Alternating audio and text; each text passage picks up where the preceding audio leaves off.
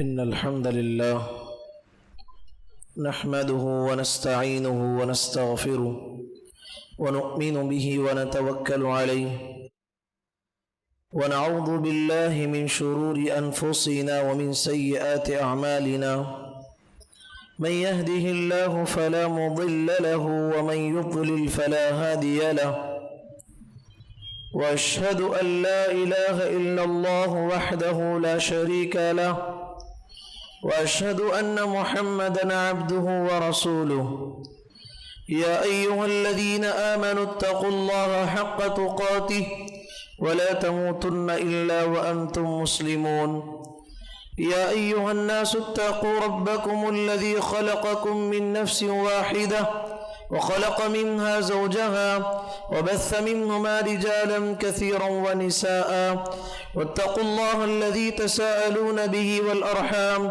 إن الله كان عليكم رقيبا يا أيها الذين آمنوا اتقوا الله وقولوا قولا سديدا يصلح لكم أعمالكم ويغفر لكم ذنوبكم ومن يطع الله ورسوله فقد فاز فوزا عظيما أما بعد فإن خير الحديث كتاب الله وخير الهدي هدي محمد صلى الله عليه وسلم وشر الأمور محدثاتها وكل محدثة بدعة وكل بدعة ضلالة وكل ضلالة في النار.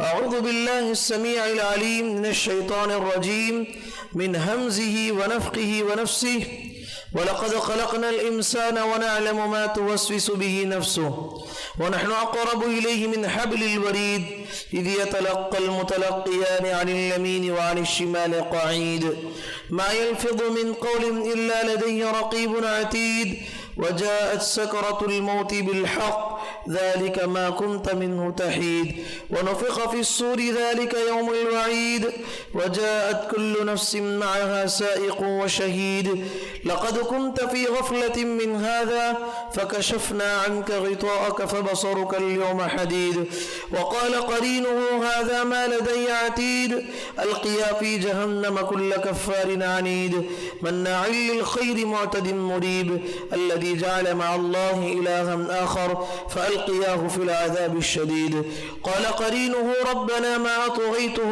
ولكن كان في ضلال بعيد قال لا تختصموا لدي وقد قدمت إليكم بالوعيد ما يبدل القول لدي وما أنا بظلام للعبيد وقال عز وجل قل إن كنتم تحبون الله فاتبعوني يحببكم الله ويغفر لكم ذنوبكم والله غفور رحيم قل أطيعوا الله والرسول فإن تولوا فإن الله لا يحب الكافرين. حاضرین جمعہ اور پردہ نشین خواتین اسلام، ہر قسم کی تعریف، کبریائی و بڑائی اللہ وحدہ لا شریک کے لیے لائق و زیبا ہے. اسی نے اس عظیم کائنات کو پیدا کیا اور اس کائنات میں انسانوں کو بسایا اور اس کائنات میں بسنے والے ہر جاندار کی رزق کی ذمہ داری اللہ تعالیٰ نے اپنے ذمہ لیا ہے. اور اللہ تعالیٰ نے فرمایا وَمَا مِن دَابَّةٍ فِي الْأَرْضِ إِلَّا عَلَى اللَّهِ رِزْقُهَا وَيَعْلَمُ مُسْتَقَرَّهَا وَمُسْتَوْدَعَهَا كُلٌّ فِي كِتَابٍ مُبِينٍ. حضرات، خطبہ مسنونہ کے بعد میں نے آپ کے سامنے جو آیتیں پڑھی ہیں، آل عمران کی ان آیتوں میں اللہ تعالیٰ نے فرمایا اے پیغمبر آپ بتا دیجئے لوگوں کو جو دنیا میں یہ دعویٰ کرتا ہے کہ میں اللہ سے محبت کرتا ہوں، جو دنیا میں یہ کہتا ہے کہ میری محبت اللہ کے ساتھ ہے، اس کو چاہیے کہ وہ محمد الرسول اللہ صلی اللہ علیہ وسلم کی اتباع کرے، پیارے نبی صلی اللہ علیہ وسلم کی سنتوں کو فالو کرے. اس کا نتیجہ کیا ہوگا؟ اللہ تبارک و تعالیٰ بھی اس سے چاہے گا. یحببکم اللہ ویغفر لکم ذنوبکم، اللہ اس کے گناہوں کو معاف کر دے گا. واللہ غفور رحیم، اللہ تبارک و تعالی بڑا رحم کرنے والا ہے۔ تو حضرات اس آیت سے کیا بات معلوم ہوتی ہے کہ دنیا میں کوئی بھی انسان اللہ سے محبت کرنے میں سچا ہے تو اس کے لیے ضروری ہے کہ محمد الرسول اللہ صلی اللہ علیہ وسلم کی اتباع کرے، نبی کریم صلی اللہ علیہ وسلم کی زندگی کو آئیڈیل بنائے۔ جو آدمی نبی کریم صلی اللہ علیہ وسلم کی زندگی کو آئیڈیل نہیں بناتا اور اپنی منمانی زندگی گزارتا ہے اور پیارے نبی صلی اللہ علیہ وسلم کے طریقے کے مطابق زندگی نہیں گزارتا، ایسے انسان کے لیے سورۃ النور میں اللہ نے بڑی وعید سناتے ہوئے فرمایا فَلْيَحْذَرِ الَّذِينَ يُخَالِفُونَ عَنْ أَمْرِهِ أَن تُصِيبَهُمْ فِتْنَةٌ أَوْ يُصِيبَهُمْ عَذَابٌ أَلِيمٌ۔ فرمایا کہ وہ لوگ جو پیارے نبی صلی اللہ علیہ وسلم کی تعلیمات سے روگردانی کرتے ہیں انہیں ڈرنا چاہیے، انہیں سہم جانا چاہیے، انہیں سنبھل جانا چاہیے، کیونکہ اللہ کے نبی صلی اللہ علیہ وسلم کی سنتوں کو چھوڑنے کی وجہ سے یا تو وہ بڑی آزمائش میں گر جائیں گے یا اللہ کا المناک عذاب انہیں آلے گا۔ تو حضرات اس آیت میں پیغام دیا گیا ہے کہ نبی کریم صلی اللہ علیہ وسلم پہ ایمان لانے کے بعد نبی کریم صلی اللہ علیہ وسلم کی چھوٹی سی چھوٹی سنت کو اپنی زندگی میں لانے کی کوشش کرنی ہے۔ اور نبی کریم صلی اللہ علیہ وسلم اللہ تبارک و تعالیٰ کے آخری پیغمبر ہیں، اللہ تعالیٰ نے آپ کو مبعوث کیا، جہاں نبی کریم صلی اللہ علیہ وسلم کی اوپر ہم ایمان لاتے ہیں، آپ کی تعلیمات پہ بھی ہمیں عمل کرنی چاہیے۔ اور آپ صلی اللہ علیہ وسلم ایسا نہیں کہ اپنے طرف سے جو چاہے بتائیں، نہیں، نبی صلی اللہ علیہ وسلم کی ایک ایک ادا، نبی صلی اللہ علیہ وسلم کی زبان سے نکلا ہوا ایک ایک لفظ بھی اللہ کی وحی تھا۔ قرآن مجید نے کہا وَمَا يَنطِقُ عَنِ الْهَوَىٰ، یہ پیغمبر اپنے نفسانی خواہشات کے مطابق کچھ بھی نہیں کہتے، وہ جو بھی بولتے ہیں اللہ کے حکم سے بولتے ہیں۔ جب اللہ کے حکم سے بولتے ہیں تو نبی کریم صلی اللہ علیہ وسلم کی ہر بات کو ماننا اور ان کی ہر بات کو اپنی زندگی میں لانا ہمارے لیے ازحد ضروری ہے۔ نبی کریم صلی اللہ علیہ وسلم کی مجلس جمی ہوئی تھی، صحابہ بیٹھے ہوئے تھے، غور کیجئے ایک ایک مثال پہ بھی آپ، نبی کریم صلی اللہ علیہ وسلم نے کہا کہ لوگوں، اللہ نے تم پہ حج فرض کیا ہے، حج کرو۔ صحابہ میں سے ایک صحابی اٹھ کے کہا افی کل عام یا رسول اللہ، کیا اے اللہ کے رسول ہر سال حج فرض ہے کیا؟ ہر سال آدمی کو حج کرنا ہے کیا؟ نبی کریم صلی اللہ علیہ وسلم خاموش بیٹھے رہے۔ تھوڑی دیر گزری، نبی کریم صلی اللہ علیہ وسلم نے کہا این السائل، وہ پوچھنے والا کہاں ہے؟ صحابہ نے کہا کہ دیکھو اللہ کے نبی، یہ وہ صحابی ہیں جس نے سوال کیا تھا۔ پیارے نبی صلی اللہ علیہ وسلم نے کہا کہ دیکھو تم نے جو سوال کیا، میں نے کہا کہ تمہیں زندگی میں ایک مرتبہ حج کرو اور تم نے کہا کہ کیا ہر سال حج فرض ہے؟ پیارے نبی نے کہا اگر تمہارے سوال کے جواب کے بدلے میں صرف نعم بول دیتا، نعم کا معنی ہوتا ہے ہاں، اگر میں ہاں بھی بول دیتا، قیامت تک آنے والے انسانوں پر ہر سال حج فرض ہو جاتا جس کی طاقت تم نہیں رکھتے۔ سبحان اللہ، پیارے نبی صلی اللہ علیہ وسلم کے لفظ ہاں میں وہ طاقت ہے، وہ پاور ہے، وہ قوت ہے کہ وہ شریعت بن جائے، وہ قانون بن جائے، یہ اللہ کی وحی کی روشنی میں آپ فرمایا کرتے تھے۔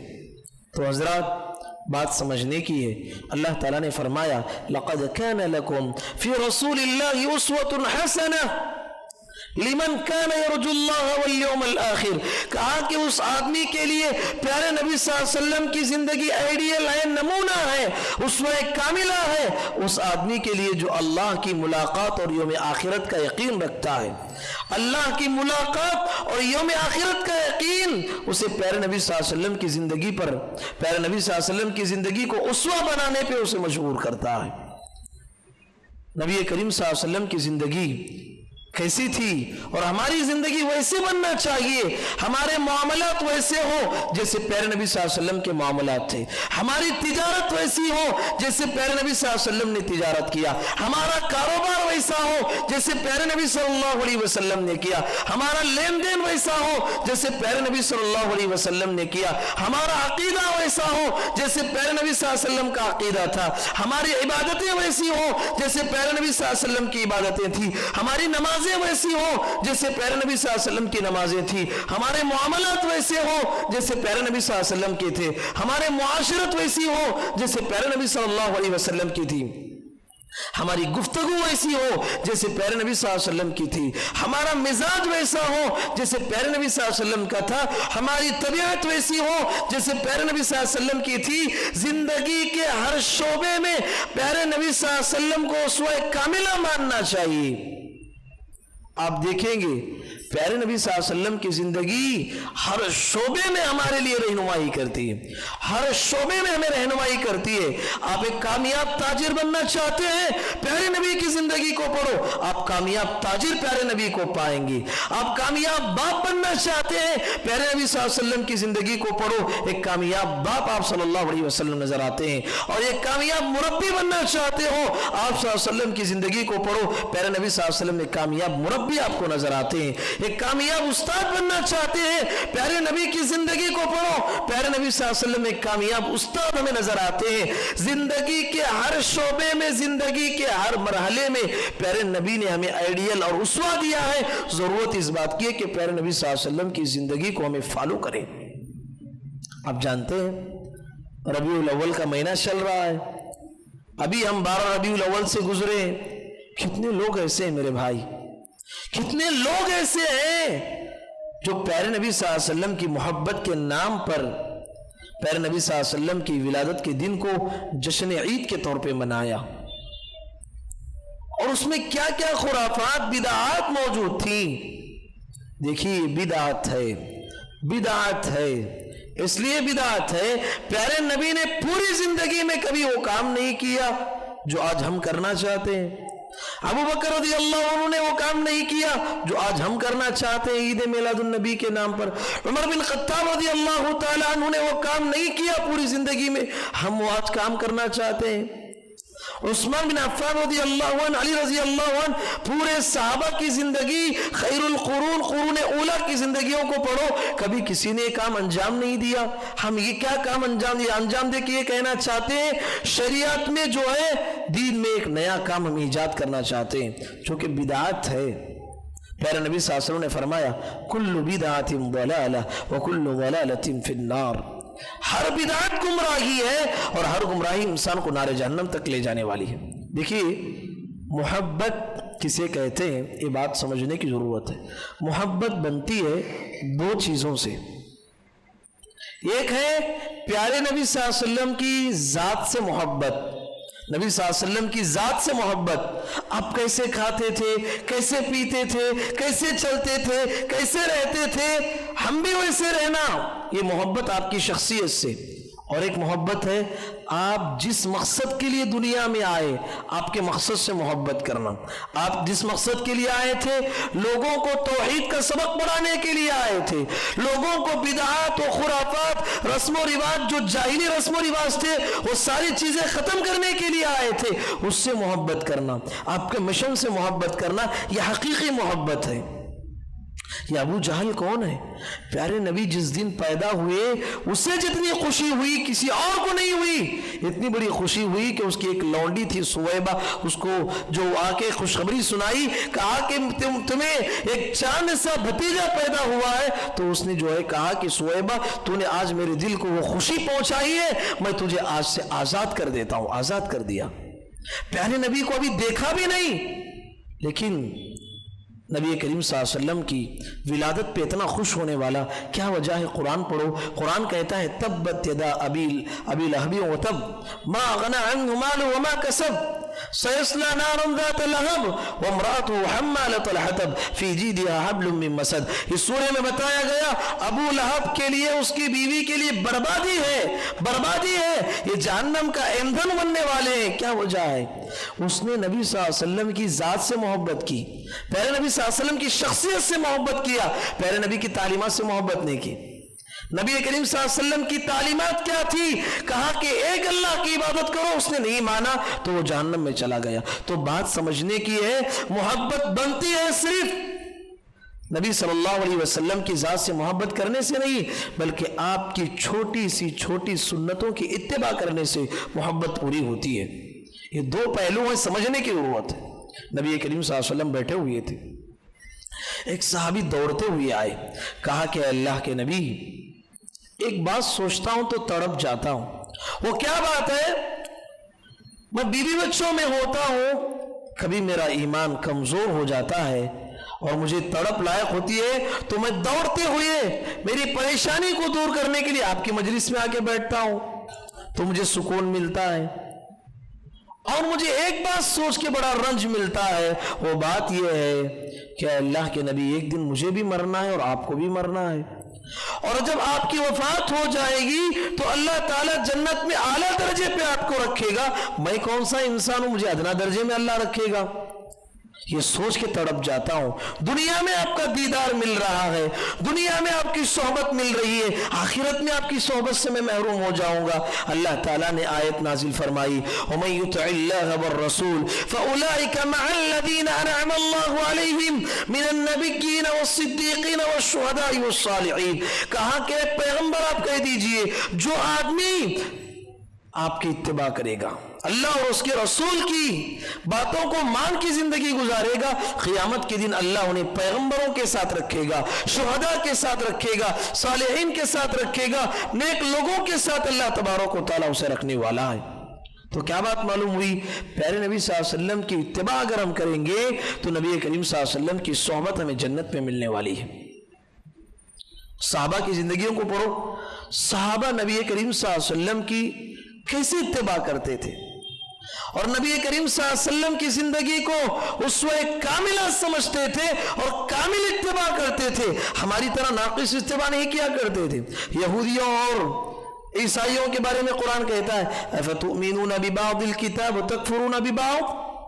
قرآن کہتا ہے کہ وہ لوگ ایسے تھے جو بات اپنی من کو لگتی تھی, پسند آتی تھی, وہ لے لیتے تھے, اور جو بات ہمارے خلاف ہوتی تھی اس بات کو چھوڑ دیتے تھے. قرآن نے کہا کہ بدترین کردار ہے, یہ بدترین کردار ہے جو بات مجھے پسند آئے دین میں سے میں لوں, اور مجھے جو پسند نہیں آئے اس کو چھوڑ دوں. یہ اچھی بات نہیں. یا ایھا الذین آمنوا ادخلوا فی السلم کافہ.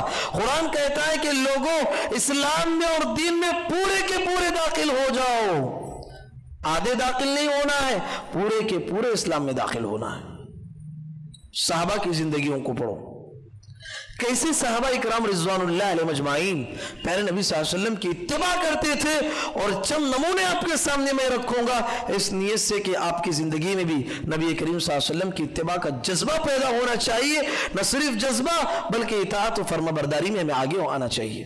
دیکھیے نبی کریم صلی اللہ علیہ وسلم نماز پڑھا رہے ہیں, نماز پڑھا رہے ہیں, چپل پہن کے نماز پڑھا رہے ہیں, اور صحابہ بھی چپل پہن کے نماز پڑھ رہے ہیں. مسئلہ یہی ہے, پیارے نبی صلی اللہ علیہ وسلم نے کہا کہ یہودیوں کو چپل پہن کے نماز پڑھنا پسند نہیں ہے, تم لوگ چپل پہن کے نماز پڑھو. جائز ہے, پڑھ سکتے ہیں. کہاں؟ جہاں موقع ملے. جس طریقے سے جہاں فرش مسجد میں نہیں بچھا ہوا ہے, مٹی کی فرش بچھا ہوا ہے, جہاں پر گنجائش ہے کہ ہم چپل لے کے جا سکتے ہیں وہاں پر جا سکتے ہیں. جہاں مسجد میں قالین بچھی ہوئی ہو اور اچھی طریقے سے لوگ صفائی کا خیال کرتے ہو وہاں پر نہیں جانا چاہیے, لیکن اجازت ہے. تو نبی کریم صلی اللہ علیہ وسلم چپل پہن کے نماز پڑھ رہے ہیں, اور صحابہ بھی چپل پہن کے نماز پڑھ رہے ہیں. اور درمیان نماز نبی کریم صلی اللہ علیہ وسلم نے چپل کو اتار کے جو ہے ایک کنارے پر رکھ دیا, اور صحابہ نے دیکھا کہ نماز میں پیارے نبی صلی اللہ علیہ وسلم چپل کو نکال رہے ہیں اور بازو میں رکھ رہے ہیں.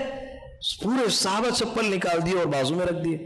نماز کے ختم ہونے کے بعد پیارے نبی صلی اللہ علیہ وسلم نے کہا تمہیں کس نے منع کیا ہے چپل نکالنے سے؟ تم نماز کی حالت میں چپل کیوں نکالے ہو؟ صحابہ نے کہا اللہ کے نبی ہم نے دیکھا کہ نماز میں آپ چپل نکال رہے ہیں, ہم بھی چپل کو نکال دیے. پیارے نبی صلی اللہ علیہ وسلم نے کہا صحابہ اصل بات یہ ہے کہ میں جو چپل پہنا ہوا تھا میرے چپل میں گندگی لگی ہوئی تھی. جبرائیل علیہ السلام آئے, جبرائیل علیہ السلام آ کے مجھے بذریعہ وحی بتایا کہ محمد آپ نماز کی حالت میں ہیں اور ایسا چپل پہنے ہوئے ہیں جسے گندگی لگی ہوئی ہے, چپل کو نکال دیجئے. تو میں اس چپل کو اس لیے نکالا کہ اسے گندگی لگی ہوئی تھی, اور تمہیں کس نے منع کیا؟ صحابہ نے کہا اللہ کے نبی آپ کی اتباع اور آپ کی اتباع کرنے کا ہمارے دل میں اتنا جذبہ ہے کہ آپ نے نکالا، بس ہمیں کوئی بات نہیں معلوم، ہم نے نکال دیا. تو اس سے کیا بات معلوم ہوتی ہے؟ اس سے اہم بات یہ بات معلوم ہوتی ہے صحابہ کے اندر جذب اتباع کیسا تھا. وہ نہیں سوچا کہ نماز کی بعد ہم نکال لیں گے، نہیں، اسی وقت میں پیارے نبی صلی اللہ علیہ وسلم کے صحابہ نے اتباع کا وہ جذبہ اور نمونہ ہمارے سامنے پیش کیا. اس واقعے سے ایک عقیدے کی بات یہ بھی معلوم ہوتی ہے. بعض لوگ نادان لوگ کہتے ہیں پیارے نبی صلی اللہ علیہ وسلم عالم الغیب تھے. عالم الغیب تھے تو چپل میں گندگی لگی ہوئی تھی، پیارے نبی کو کیوں نہیں پتا ہوا؟ تو پیارے نبی صلی اللہ علیہ وسلم عالم الغیب نہیں تھے. اسی طریقے سے آپ دیکھیں گے صحابہ کرام رضوان اللہ علیہ مجمعین اللہ کے نبی صلی اللہ علیہ وسلم کی اتباع کیسے کرتے تھے، کیسے اتباع کرتے تھے. سبحان اللہ. اپنے کھانے پینے کے ذوق کو بھی نبی کے کھانے پینے کے ذوق کے مطابق کر دیا. حالانکہ ضروری نہیں اسلام میں جو چیز نبی کو کھانے میں پسند ہو آپ بھی وہی کھائیں، یہ اسلام میں ضروری نہیں ہے. لیکن صحابہ اکرام کا اتباع جذبہ ایسا تھا کہ پیارے نبی صلی اللہ علیہ وسلم کی جو چیز پسند تھی کھانے کی وہی چیز کو اپنی محبوب بنا لیا. انس بن مالک رضی اللہ عنہ کہتے ہیں کہ میں بیٹھا ہوا تھا دسترخوان پہ، پیارے نبی صلی اللہ علیہ وسلم بیٹھے ہوئے تھے. کھانے میں پیارے نبی صلی اللہ علیہ وسلم جو سالن کھا رہے تھے اس میں کدو تھا. پیارے نبی صلی اللہ علیہ وسلم کدو کو ڈھونڈ ڈھونڈ کے کھا رہے ہیں. انس بن مالک رضی اللہ عنہ کہتے ہیں اس دن کے بعد سے کدو کی محبت میرے دل میں بیٹھ گئی. میں بھی کدو سے محبت کرتا تھا اور پسندیدگی کے ساتھ کدو کو کھایا کرتا تھا، اس وجہ سے کہ یہ کدو میرے نبی محمد رسول اللہ صلی اللہ علیہ وسلم کا پسند تھا. سبحان اللہ. کیسے تھے صحابہ کرام رضوان اللہ علیہ مجمعین؟ پیارے نبی صلی اللہ علیہ وسلم کی اتباع کا جذبہ ان کے دل میں کیسا تھا، یہ مثال میں آپ کے سامنے دینا چاہتا ہوں. آج ہماری زندگیوں میں ہم چھوٹی سی بات کہتے ہیں پیارے نبی کی اتباع کرو. کتنی اللہ کے نبی صلی اللہ علیہ وسلم کی سنتیں ہیں جو ہماری زندگیوں میں نہیں ہے ہماری زندگیوں میں. صحابہ کرام کی زندگیوں کو دیکھو. شراب ان کی عادت بن چکی تھی، شراب ان کی عادت بن چکی تھی. شراب کے بغیر وہ زندگی نہیں گزارا کرتے تھے. ابھی شراب حرام نہیں ہوئی تھی. جب مدنی زندگی میں آئے تو اللہ کے نبی صلی اللہ علیہ وسلم کا حکم آیا کہ شراب حرام ہو گئی. انس بن مالک رضی اللہ عنہ کہتے ہیں کہ میرے سوتیلے باپ ابو طلحہ رضی اللہ تعالیٰ عنہ کو میں شراب پلا رہا تھا. جب یہ حکم آیا الا ان القمر حرمت، کہا کہ یہ شراب جو ہے حرام کر دی گئی، اس وقت میں جو پیالہ پی رہے تھے ابو طلحہ وہیں پر روک دیا. انس بن مالک کو حکم دیا اے انس جتنی شراب ہمارے پاس موجود ہے ساری کی ساری شراب پھینک دو اور آج کے بعد سے زندگی میں کبھی ہم اسے ہاتھ تک نہیں لگائیں گے. اور مدنی زندگی میں آپ پڑھیے اس دن شراب ایسی بہا دی گئی جیسے بارش کے دنوں میں پانی نالیوں میں بہتا ہے، اس طریقے سے شراب کو اٹھا کے رکھا گیا تھا. ساری شراب بہا دی گئی اس حکم پر کہ پیارے نبی صلی اللہ علیہ وسلم نے ہمیں یہ حکم دیا. کہاں ہیں ہم لوگ؟ پیارے نبی کا ایک حکم آئے، ہماری اندر بری عادتیں تھی، خراب عادتیں تھی، ہم شراب نوشی کے عادی تھے، بیڑی سگریٹ کے عادی تھے. پیارے نبی کا حکم آ گیا ہر نشہ آور چیز حرام ہے. کیا ہم عمل کرتے ہیں؟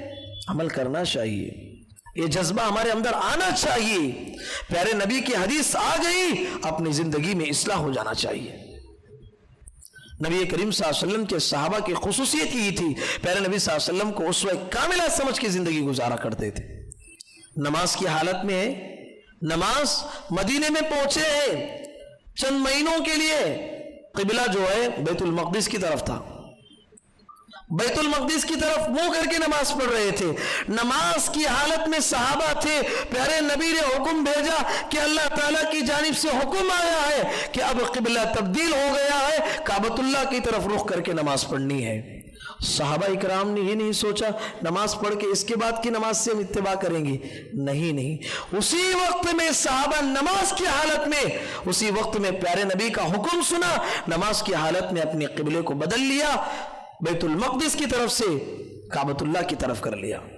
تو یہ صحابہ اکرام کا جذب اتباع ہے جو ہماری زندگیوں میں ناپید ہے. نبی کریم صلی اللہ علیہ وسلم کے صحابہ جس طرح اتباع کیے اس طرح ہماری زندگی میں اتباع آنا چاہیے اور ہونا چاہیے.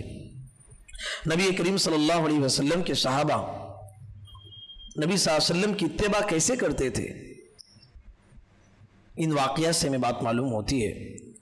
اللہ تبارک و تعالیٰ نے خود پیارے نبی صلی اللہ علیہ وسلم کی اتباع کا حکم دیا، اور ایسی اتباع کہ سبحان اللہ ایک غیر تک کہنے پہ مجبور ہو گیا. یہودی سلمان فارسی رضی اللہ عنہ جا رہے تھے، کہنے لگا تمہارے نبی کیسے نبی ہیں؟ تمہارے نبی تو کیسے نبی ہیں جو تمہیں پیشاب اور پاخنے کا طریقہ بھی سکھاتے ہیں. سبحان اللہ. سلمان فارسی رضی اللہ تعالی عنہ بڑے سر اٹھا کے کہا، دب کے بات چیت نہیں کی، کہا کہ بڑے فخریہ انداز میں کہا، ہاں ہم جس پیغمبر کی اتباع کرتے ہیں، جو ہمارے پاس جو پیغمبر آئے ہیں، وہ پیغمبر تو وہ پیغمبر ہے جو ہمیں استنجا کرنے کا طریقہ بھی سکھاتے ہیں. وہ پیغمبر کی تعلیم ہے سیدھے ہاتھ سے استنجا نہ کیا جائے، سیدھے ہاتھ کے ذریعے سے استنجا نہ کیا جائے، اور قبلہ رخ ہو کے استنجا نہ کیا جائے، 3 پتھروں سے کم میں استنجا نہ کیا جائے، پاکی حاصل نہ کی جائے. پانی اگر نہ ملے، کہیں صحرا میں ہے کہیں دور میں، شریعت نے کہا کہ 3 پتھر یعنی 3 ڈھیلوں کے ذریعے سے اب پاکی حاصل کر سکتے ہیں. کہا کہ 3 سے کم میں وہ نبی ہمیں منع کرتے ہیں. وہ نبی تو وہ نبی ہے جو ہمیں پیشاب اور پاخنے کا طریقہ بھی سکھاتے ہیں. اللہ اکبر. نبی صلی اللہ علیہ وسلم کی زندگی ہمارے لیے کیسے ایڈیل ہے، بشری تقاضے ہونے میں بھی ہمارے لیے کیسے ایڈیل رکھی گئی. نبی کریم صلی اللہ علیہ وسلم سفر میں جنگ سے لوٹ رہے ہیں، رات کا آخری پہر ہے، آخری حصہ ہے، صحابہ تھکے ہوئے ہیں، نبی کریم صلی اللہ علیہ وسلم تھکے ہوئے ہیں. اب ایک جگہ پڑاؤ ڈالا، آرام کرنا تھا. بلال حبشی رضی اللہ عنہ کو بلایا پیارے نبی صلی اللہ علیہ وسلم نے، کہا کہ بلال ہم سب سو جائیں گے، فجر کی نماز کے لیے آپ کو جگانا ہے. بلال رضی اللہ عنہ نے کہا اللہ کے نبی ضرور، ذمہ داری قبول ہے. پیارے نبی سو گئے، سارے صحابہ سو گئے. اب بلال حبشی رضی اللہ عنہ تھوڑی دیر کے لیے کیا ٹیکا لے گئے، وہ بھی سو گئے. ایسا سوئے کہ سورج بلند ہو گیا. پیارے نبی صلی اللہ علیہ وسلم جاگ گئے، سارے صحابہ جاگے، اور بلال رضی اللہ عنہ کو بلا کے کہا اے بلال کیا ماجرا ہے، تمہیں تو ذمہ داری دی گئی تھی. بلال حبشی رضی اللہ عنہ نے فرمایا اخذ بنفسی الذي اخذ بنفسك، اے اللہ کے نبی مجھے اس ذات نے سلایا ہے جس ذات نے آپ کو سلایا، یعنی اللہ نے مجھے سلایا ہے، میں نے تو کوشش کی ہے. اور پیارے نبی صلی اللہ علیہ وسلم آگے بڑھے، اور آگے بڑھ کے اس جگہ کو چھوڑ کے پیارے نبی صلی اللہ علیہ وسلم نے فجر کی نماز پھر ادا کی. تو دیکھیے پیارے نبی صلی اللہ علیہ وسلم سوئے نہیں، اللہ کی جانب سے سلائے گئے تھے.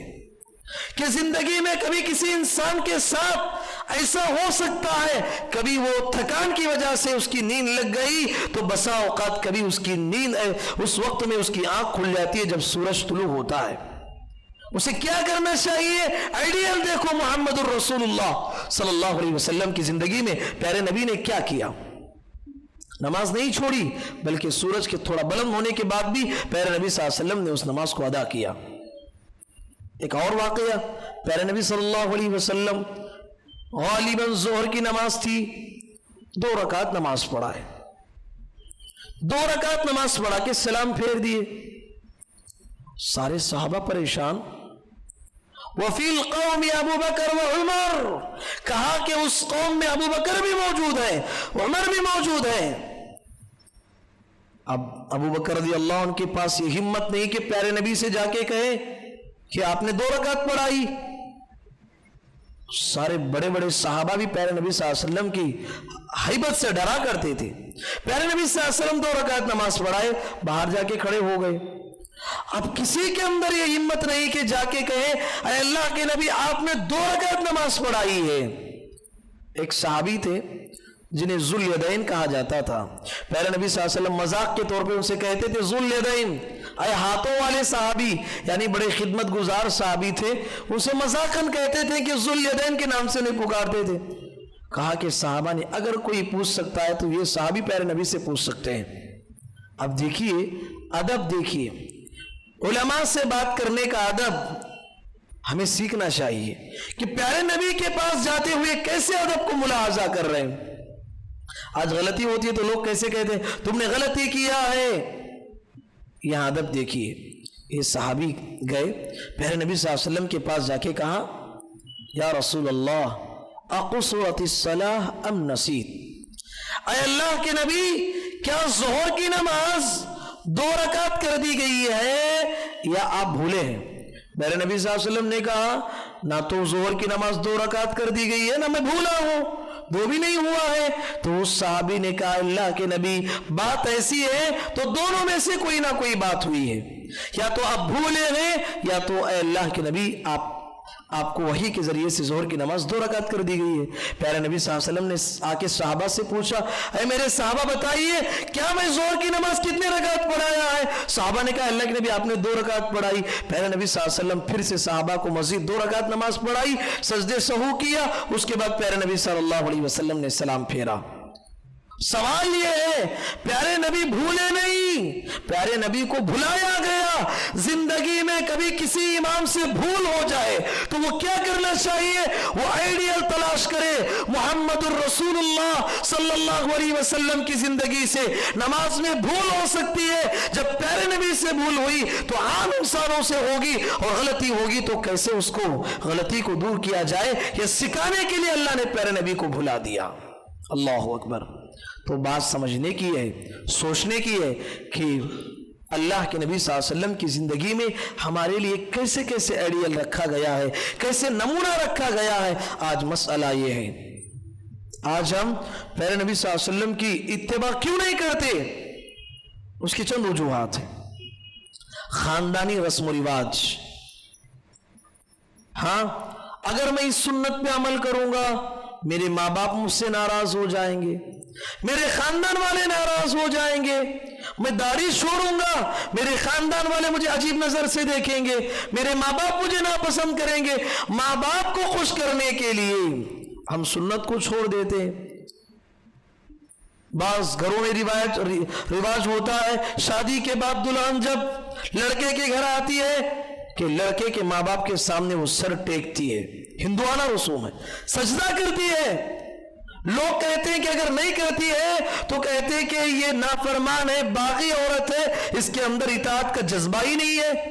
اب ان کو خوش کرنے کے لیے ان کے سامنے سر جھکا دیتی ہے۔ یاد رکھیے حرام ہے۔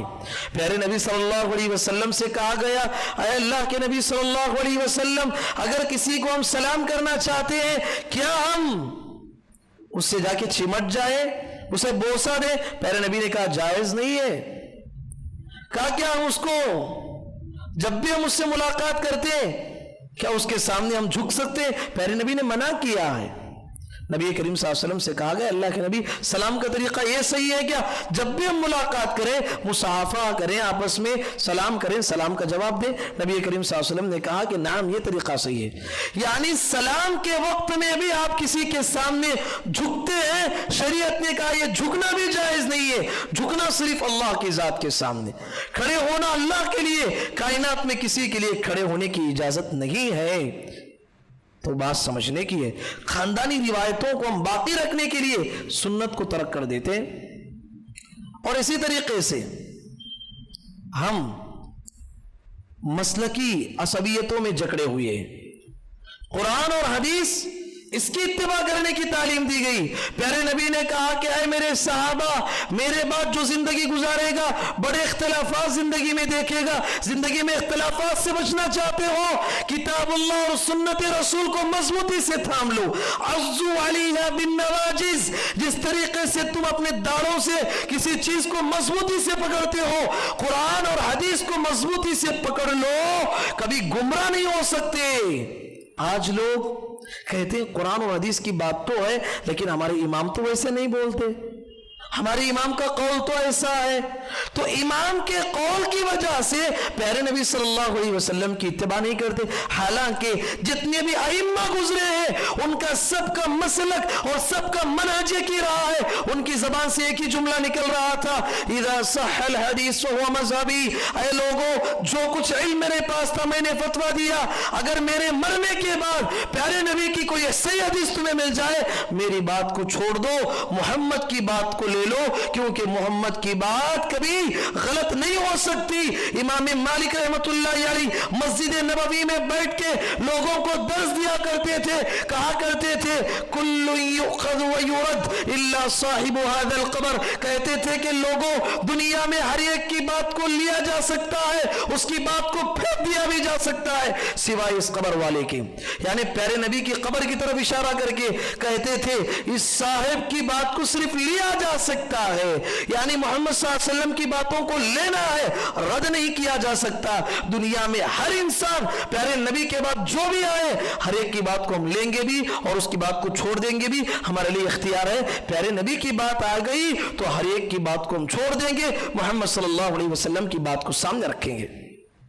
ایک تو خاندانی روایتوں کی وجہ سے ہم اتباع نہیں کرتے، یا مسلکی عصبیتوں کی وجہ سے اتباع نہیں کرتے، اور اہم بات اور آخری بات یہ ہے کہ ہم اللہ کے نبی صلی اللہ علیہ وسلم کی اتباع اس لیے بھی نہیں کرتے، ہماری نفسانی خواہشات،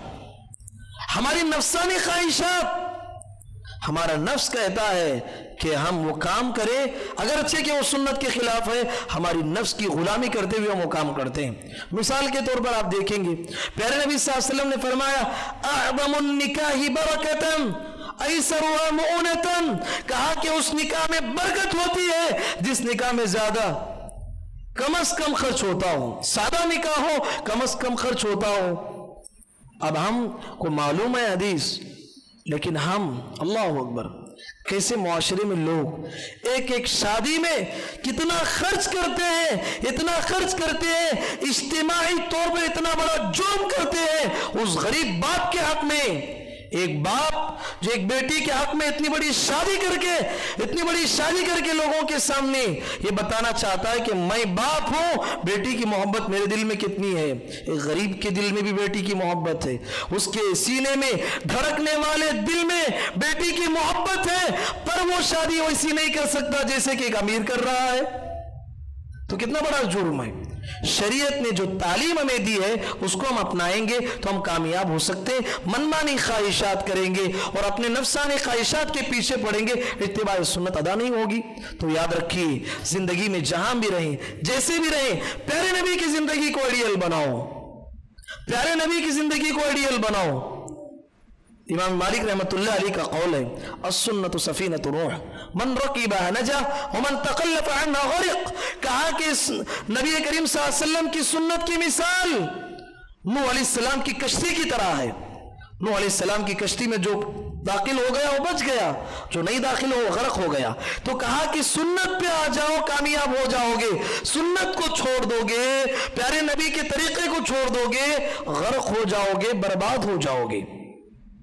تو ضرورت اس بات کی ہے میرے بھائیوں، زندگی میں پیارے نبی سے سچی محبت کرنے کی کوشش کریں، اور زندگی میں جہاں بھی رہیں پیارے نبی کی چھوٹی سی چھوٹی سنت کی اتباع کرنے کی کوشش کریں، اور پھر دیکھیں کہ ہماری زندگیوں میں خیر و برکت کیسے آتا ہے۔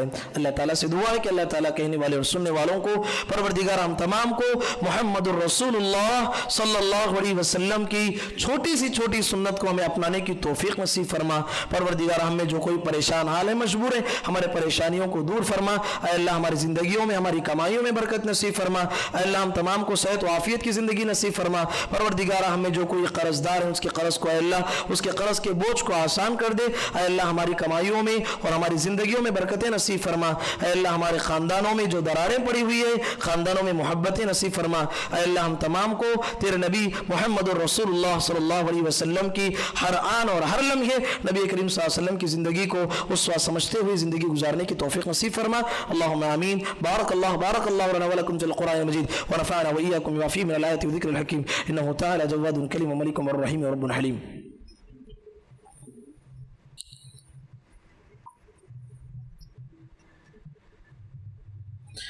إن الحمد لله نحمده ونستعينه ونستغفره ونؤمن به ونتوكل عليه ونعوذ بالله من شرور أنفسنا ومن سيئات أعمالنا من يهده الله فلا مضل له ومن يضلل فلا هادي له وأشهد أن لا إله إلا الله وحده لا شريك له وأشهد أن محمدا عبده ورسوله أما بعد فإن خير الحديث كتاب الله وخير الهدي هدي محمد صلى الله عليه وسلم وشر الأمور محدثاتها وكل محدثة بدعة وكل بدعة ضلالة وكل ضلالة في النار. أعوذ بالله من الشيطان الرجيم. بسم الله الرحمن الرحيم.